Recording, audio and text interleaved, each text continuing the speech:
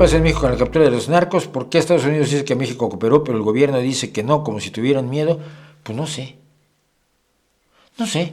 La actitud de México al respecto ha sido absolutamente incomprensible y no pretendo comprender el día de hoy. Porque es una postura incomprensible. México no ha querido perseguir al narcotráfico, México no ha querido perseguir a la delincuencia. México, quiero decir, el gobierno mexicano, el gobierno de Andrés Manuel López Obrador, no ha querido perseguir a la delincuencia. No ha querido perseguir a la delincuencia. Ha decidido que no hay que dispararles, sino que hay que educar a las siguientes generaciones y darles muchos abrazos y darles elementos suficientes para que no les interese entrar en la delincuencia. Yo esto lo he tratado de discutir incluso con miembros del gobierno muy cercanos, asesores del Obrador, como el infeliz traidor Pedro Miguel, diciéndoles que, hombre, no, mira, aunque tú no seas pobre, si lo que te ofrece la delincuencia es poder, importancia, dinero, mujeres, ¿qué es lo que te ofrece, te guste o no? Pues hombre, no basta que me saques de la pobreza para que no me interese. Si fuera así, no habría delincuentes ricos.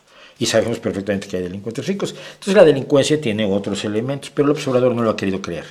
Su relación con el narco ha sido rara. Su saludo a la esposa a la madre del Chapo, después de que el Chapo fue entregado a Estados Unidos, y su saludo a la madre del Chapo cuando le dijo, ya recibí tu carta. Y nunca, López Obrador nunca nos mostró la carta que le mandó la mamá del Chapo, pero al hijo del Chapo lo mandó soltar en una ocasión. Mismo hijo del Chapo que ahora parece que traicionó al super capo Mayo Zambada para entregarlo a Estados Unidos. México no quiere tocar el gobierno mexicano no ha querido tocar ese tema. Cuando el Mayo Zambada implica en su detención al gobernador, me parece Chihuahua, lo primero que hicieron fue cobijar al gobernador, el gobierno de López Obrador. ¿Qué relación tiene con el narco? Yo no me atrevo, como otros se atreven, a decir que es un narcopresidente, ni un narcogobierno, ni nada, pero es una situación extraordinariamente extraña, y sobre todo porque los elementos clave para entenderla están reservados ahora durante 5 años, o sea, no se pueden consultar. En este